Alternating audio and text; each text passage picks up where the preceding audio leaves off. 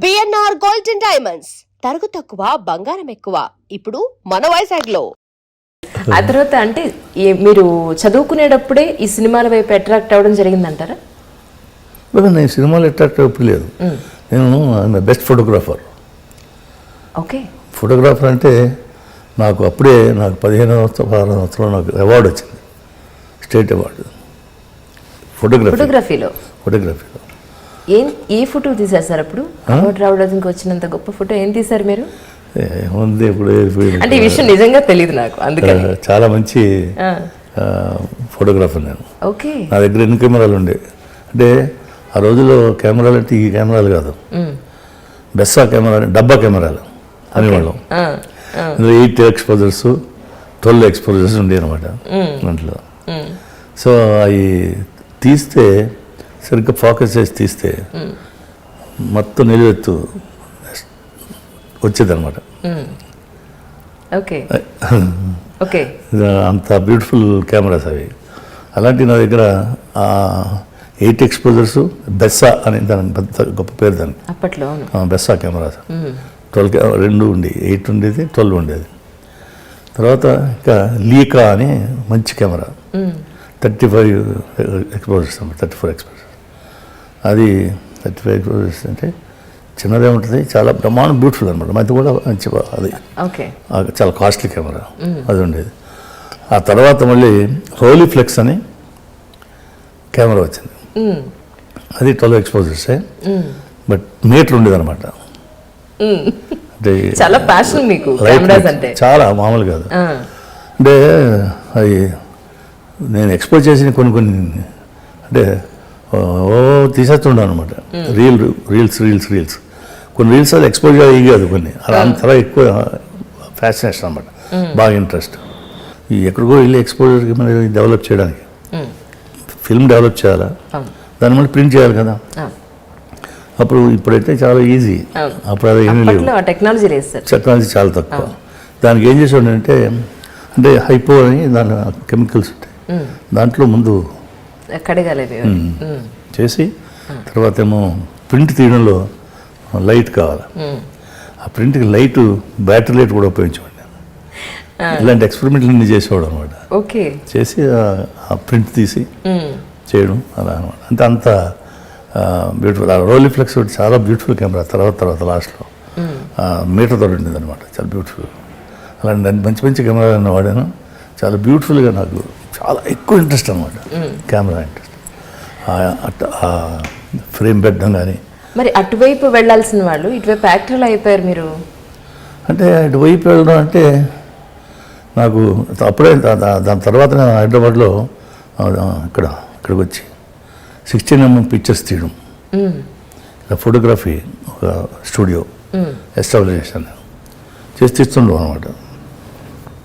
ఒక చౌహాన్ అని ఒక ఆయన ఉండేవాడు, ఆయన మహారాష్ట్రన్, ఆయన వచ్చేసాడు హైదరాబాద్ వచ్చి ఇక్కడ అనమాట. ఆయన కెమెరామెన్, ఆయనతో కలిపి పెట్టామన్నమాట. ఆ బిజినెస్ అదే నేను చేసేది. ఇండస్ట్రీకి వచ్చే ముందు, సినిమా ఇండస్ట్రీకి వచ్చే ముందు ఆ పిక్చర్స్ తీయడం నేనే. అసలు ఆయన నన్ను కూర్చోబెట్టి తీసేస్తుండేవాడు, ఆ 35 ఎక్స్పోజర్స్ తీసేస్తుండేవాడు. తీసిన తర్వాత నేనే ఒకసారి మా అంకుల్ చూశారు. మా అంకుల్ అంటే మూర్తిరాజు గారు, CHVP మూర్తిరాజు గారు అని, వరప్రసాద్ మూర్తిరాజు గారు అని మాకు అంకుల్ అవుతారు ఆయన. ఆయనే నన్ను హైదరాబాద్ తీసుకురాడు. నువ్వు ఇక్కడ కాదు, నువ్వు చాలా తెలివైనడు, నువ్వు ఇక్కడ ఉన్నా కాదు, హైదరాబాద్ రాదని చెప్పి హైదరాబాద్ తీసుకొచ్చి ఇదంతా ఎస్టాబ్లిష్ చేశారన్నమాట. సో ఈ ఫోటోలని ఒకసారి ఈ ఫోటోగ్రాఫ్స్ తీసినవన్నీ ఆయన చవాన్ ఆయన చూపించారు మా అంకుల్కి. హాయ్ భలే ఉన్నాడే, సినిమా హీరోలో ఉన్నావే అన్నాడు ఆయన. నాకేం ఇంట్రెస్ట్ లేదండి, అదేం లేదు అని ఊరుకున్నాను అంతే. ఆ మాట అన్నంత అయిపోయింది. ఆ తర్వాత అనుకోకుండా ఈ ఫోటోగ్రాఫ్స్ ఇవి తీస్తూ 16mm పిక్చర్స్, షార్ట్ ఫిల్మ్స్ ఇలా తీస్తుంటే ఒక ఆయన ఎవరు వచ్చి అప్పుడు సినిమా ఇండస్ట్రీలో మీకు ఇంట్రెస్ట్ ఉందన్నట్టుగా అడిగితే, ఆ ఇంట్రెస్ట్ ఏం కాదని సినిమాలు తీద్దామని ఇంట్రెస్ట్ ఉండేది. సినిమా తీద్దామని, నాటకాలకు కూడా నేను డబ్బులు ఇస్తే నాటకాలు చేస్తున్నాడు. నేను చేసేవాడిని కాదు, కానీ వాళ్ళకి సపోర్ట్ చేస్తున్నవాడిని. సో అలాగా సినిమా చేద్దామని వచ్చామన్నమాట. చెన్నై వెళ్ళాం, మెడ్రాస్, అప్పుడు మెడ్రాస్ వెళ్తే అది కుదరలేదు, డబ్బులు ఖర్చు అయ్యి కానీ అతనేమో బ్యాక్వర్డ్ అయిపోయి. ఈ ప్రాసెస్లో మీ నాన్నగారు ఏమనలేదండి? అదే చెప్తాను, అదే నేనేం చెప్తే వినేవాడు తప్ప, ఏదైనా సలహా చెప్పేవాడు తప్ప ఎప్పుడు కాదనలేదు. సో ఇది అయిపోయిన తర్వాత ఏమైపోయిందంటే ఇక్కడ హైదరాబాద్లో ఇంకేముంది, కృష్ణరాజు గారు హీరో అయిపోయాడు, బ్యూటిఫుల్ అది ఓ అని పెద్ద పెట్టేశారు పబ్లిసిటీ. నేను దిగేటప్పటికి నాకు అర్థం కాలే, మరి అది ఏమీ లేదు ఇక్కడ చేశారని చెప్పి అప్పుడు పట్టుదల వచ్చింది అనమాట. ఓకే, అవ్వాలి అవ్వాలండి నన్ను అన్నారు వీళ్ళు అని. సరే అని చెప్పి నేను అప్పుడు 1963-64లో మళ్ళీ చెన్నై తిరిగి వెళ్ళాను. ఒకసారి వెళ్ళి చూసి అంతా నేను సెట్ చేసి వచ్చాను. అప్పుడు 65లో మళ్ళీ వెళ్ళినప్పుడు ప్రత్యేకాత్మ గారు చూశాను. చూసి అప్పుడు ఈ తేనె మనసులకి ఆది సుబ్బారావు గారు ఇంటర్వ్యూ పెట్టారు ఆర్టిస్ట్, స్క్రీన్ టెస్ట్ లాగా. సో ఆ స్క్రీన్ టెస్ట్కి నన్ను రమ్మంటే నేను వెళ్ళాను. కానీ ప్రత్యేకాత్మ గారు అని ఎంకే రాజు గారు కెమెరామెన్ ఉండేవారు. ఓకే, ఆ ఇద్దరు కలిసి బలవంతంగా నన్ను పంపించారు. అప్పుడు విశ్వనాథ్ గారేమో అసిస్టెంట్ డైరెక్టర్ ఆయనకి, ఆది సుబ్బారావు గారికి కో డైరెక్టర్, అదేనండి ఆయన అసిస్టెంట్ అనమాట. ఆయనే కండక్ట్ చేశాడు. నాకు ఏదో డైలాగ్ ఇచ్చాడు చెప్పమన్నాడు. ఇలాగ డైలాగ్ చెప్తూ ఇలా నాకు ఆ డైలాగ్ కళ నిలుస్తుంది. చాలా అసలు బ్రహ్మాండంగా మెచ్చుకున్నాడు సుబ్బారావు గారు. అదేనండి విశ్వనాథ్ గారు అప్పుడే మెచ్చుకున్నాడు, సుబ్బారావు గారు మెచ్చుకున్నాడు. సో అయిపోయింది, ఇంక నేను పట్టించుకోలేదు దాని గురించి.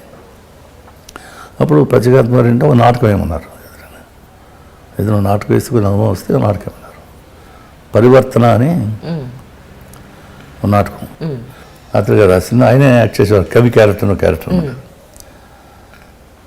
అసలు నేను రిహార్సల్ చేసి ఆది సుబ్బారావు గారిని పిలవడానికి వెళ్ళాను. ఓకే,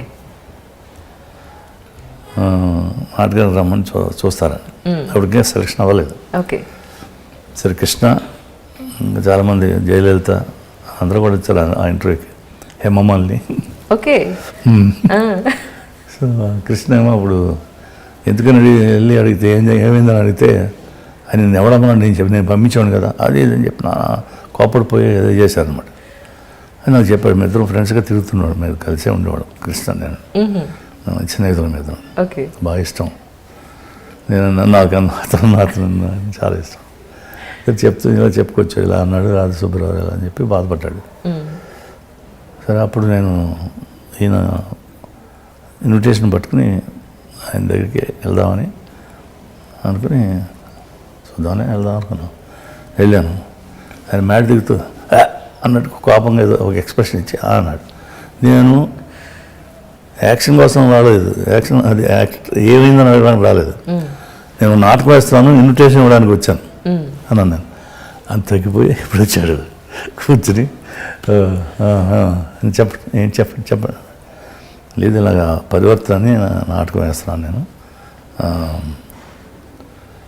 ఫలానా రోజుని మీరు వస్తే బాగుంటుంది చూస్తే అని అన్నాను అనమాట. అప్పుడు నాకు బాంబేలో పని ఉందయ్యా, నేను రావడానికి వీలు ఉండదు, తర్వాత ఎప్పుడు వచ్చినప్పుడు చేస్తాను నేను, బతికిపోయారా అనుకుని వచ్చేసాను అనమాట.